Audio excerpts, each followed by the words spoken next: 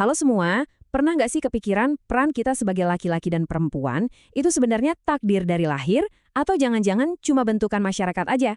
Oke, yuk kita bedah bareng-bareng pertanyaan besar ini. Coba deh jawab pertanyaan ini. Bisa nggak kamu jelasin diri kamu cuma pakai satu identitas saja? Misalnya, kamu cuma seorang pelajar atau cuma seorang anak?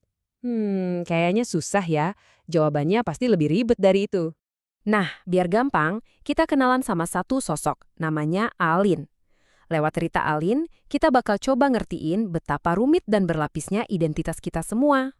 Jadi, Alin ini dia seorang mahasiswi, etnisnya Tionghoa, agamanya Buddha, dia juga penyandang disabilitas, dan latar belakang keluarganya dari kelas bawah. Poinnya adalah, Alin itu bukan cuma salah satunya, tapi semuanya sekaligus. Sama kayak kita kan, identitas kita tuh tumpuk-tumpukan gak bisa dipisah-pisah, dan gabungan inilah yang bikin pengalaman hidup kita jadi unik banget. Nah, konsep keren ini ada namanya loh, interseksionalitas.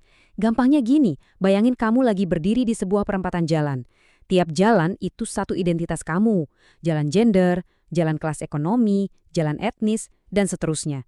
Titik tempat kamu berdiri, di tengah-tengah semua jalan itu, nah itulah yang nentuin pengalaman hidupmu yang spesifik. Oke, sekarang kita masuk ke bagian yang penting banget nih. Ada dua istilah yang sering banget ketukar, padahal beda jauh. Sering banget kan kita pakai kata seks dan gender seolah-olah artinya sama. Jawabannya, beda banget. Dan ngertiin bedanya ini, wah ini kuncinya buat ngebuka semua obrolan kita hari ini. Coba kita lihat bedanya di sini ya. Kalau seks atau jenis kelamin itu soal biologi, murni bawaan lahir, kodrat. Laki-laki atau perempuan, ya dilihat dari kromosom dan anatominya. Ini berlaku di mana aja, universal. Nah kalau gender, ini beda cerita. Ini adalah bentukan sosial dan budaya. Masyarakatlah yang ngasih label, maskulin itu harus gimana, feminin itu harus gimana. Karena ini buatan masyarakat, ya jelas bisa beda-beda antar budaya dan bisa berubah seiring zaman. Filosof Simone de Beauvoir pernah bilang, seseorang tidak dilahirkan melainkan menjadi seorang perempuan. Wah, ini ngena banget. Artinya, menjadi perempuan atau laki-laki itu bukan cuma soal biologis, tapi sebuah proses. Sesuatu yang kita jadi, kita pelajari, kita perankan setiap hari. Oke, kalau gender itu dibentuk sama masyarakat, pertanyaannya, siapa sih arsiteknya? Kok bisa ada aturan-aturan tak tertulis kayak gitu? Nah, ternyata ada sebuah struktur besar yang seringkali nggak kita lihat langsung. Struktur ini namanya patriarki. Simpelnya, ini adalah sistem sosial di mana secara umum laki-laki megang kekuasaan utama. Ini bukan berarti setiap laki-laki itu jahat ya, tapi ini soal sebuah sistem, sebuah aturan main yang udah ada dari zaman dulu banget. Dampaknya di Indonesia? Wah, kelihatan banget. Coba deh lihat di politik. Masih sering kan dianggap dunianya laki-laki? Terus di ekonomi. Kerjaan perempuan kadang dianggap cuma bantu-bantu suami. Di kantor, pemimpin yang ideal itu katanya harus kuat dan tegas. Stereotip yang lebih nempel ke laki-laki. Bahkan soal sekolah, masih ada loh yang mikir ngapain perempuan sekolah tinggi-tinggi, toh nanti juga ke dapur. Akibat dari semua ini, muncullah yang namanya beban ganda. Perempuan sekarang banyak yang kerja, ikut cari nafkah. Keren. Tapi, di saat yang sama, tuntutan buat ngurusin semua urusan rumah tangga, masak, bersih-bersih, ngurus anak, itu nggak hilang. Jadinya kayak punya dua kerjaan full-time, tapi yang digaji cuma satu. Kebayangkan capeknya? Oke, jadi kita udah lihat nih, ada ketimpangan. Pertanyaannya sekarang, terus gimana dong cara kita menyikapinya? Ternyata ada beberapa cara pandang yang beda banget. Pasti sering dengarkan kalimat ini, udah, anggap aja semua orang sama rata. Kedengarannya adil banget ya. Niatnya baik, nggak mau beda-bedain. Tapi, coba kita pikirin lagi deh. Nah, cara pikir yang tadi itu namanya buta gender atau gender blindness. Idenya, yaudah kita pura-pura nggak lihat aja perbedaan gender, biar adil.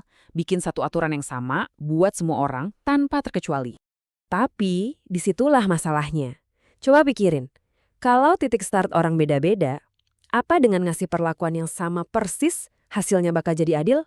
Yakin. Biar gampang, bayangin gini deh. Ada dua orang, satu berdiri di tanah biasa, satu lagi kejeblos di dalam lubang. Terus kamu, dengan niat baik, ngasih mereka tangga yang ukurannya sama persis. Adil nggak? Ya jelas enggak.